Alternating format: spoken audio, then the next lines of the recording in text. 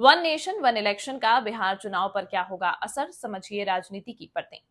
Ramnath Kovind committee ने 2029 में one nation one election कराने की सिफारिश की है। उससे पहले कई राज्यों में विधानसभा का चुनाव है, जिसमें से एक बिहार भी है।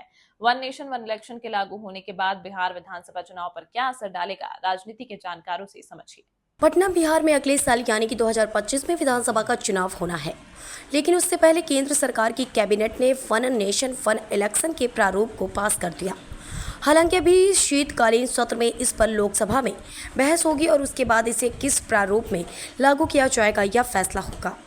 राजनीति के जानकारों का मानना है कि यदि 2029 में वन नेशन वन इलेक्शन के तहत चुनाव होते हैं तो 2025 में होने वाले बिहार विधानसभा चुनाव का टेन्योर 3.5 साल का ही माना जाएगा।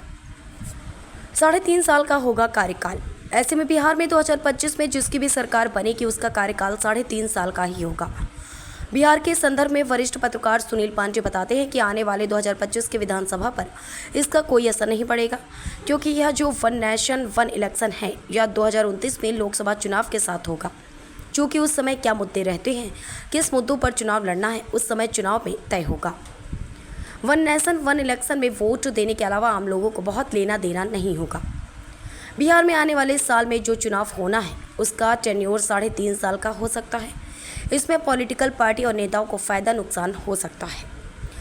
इससे सीधा संबंध आम लोगों से नहीं होने वाला है। सुनील पांडे, राजनीतिक विश्लेषक। अल्पमत सरकारों का क्या होगा भविष्य। सुनील पांडे बताते हैं कि पहली बार लगातार 4 चुनाव वन नेशन वन इलेक्शन के तहत ही हुए थे। बाद में राज्य की सरकारें जो हैं वह बीच में गिरी और उनका टेन्योर पूरा करने को लेकर यह सिलसिला टूट गया। आर्थिक रूप से सही है फैसला। वरिष्ठ पत्रकार रवि उपाध्याय बताते हैं कि वन नेशन वन इलेक्शन के पूरे मसौदे को शीतकालीन सत्र में रखा जाएगा। उसके बाद पब्लिक डोमेन में यह बातें आएंगी कि किस तरह से चुनाव होंगे, लेकिन इससे यह तो तय है कि आर्थिक रूप से चुनाव कराने का बोझ बढ़ता था वह कम हो जाएगा। हर साल या 1-2 साल में स्कूल कॉलेज शिक्षक सभी डिस्टर्ब रहते हैं, उससे मुक्ति मिलेगी। लेकिन सवाल यह उठता है कि मध्यावधि चुनाव होते हैं तो किस तरह से आगे के टेन्योर को मैनेज किया जाएगा। अभी कई बातें आनी बाकी हैं। जब तक कि लोकसभा में इस पर चर्चा नहीं हो जाएगी तब तक का इस पर बहुत कुछ कहा नहीं जा सकता है, लेकिन कई बातों को लेकर निश्चिंतता हो जाएगी कि एक बार में चुनाव हो जाएगा, स्कूल कॉलेज डिस्टर्ब नहीं होंगे। रवि उपाध्याय, राजनीतिक विश्लेषक। क्या क्या आ सकती है परेशानी। रवि उपाध्याय कहते हैं कि 2029 में वन नेशन वन इलेक्शन करने की जो बात कही जा रही है उससे पहले कई चीज़ों को क्लियर करना होगा। जिस तरह से SC/ST को लेकर परमिशन बनाए जिस तरह से SC/ST को लेकर परिसीमन बनाया गया, महिला आरक्षण बिल पास हो गया है। अब महिलाओं को आरक्षण के लिए भी जगह देनी होगी तो उसके लिए भी परिसीमन बनाना होगा। सभी बातें जब तक क्लियर नहीं होंगी तब तक 2029 में वन नेशन वन इलेक्शन के तहत चुनाव नहीं हो सकते। वन नेशन वन इलेक्शन के तहत हो चुके चुनाव।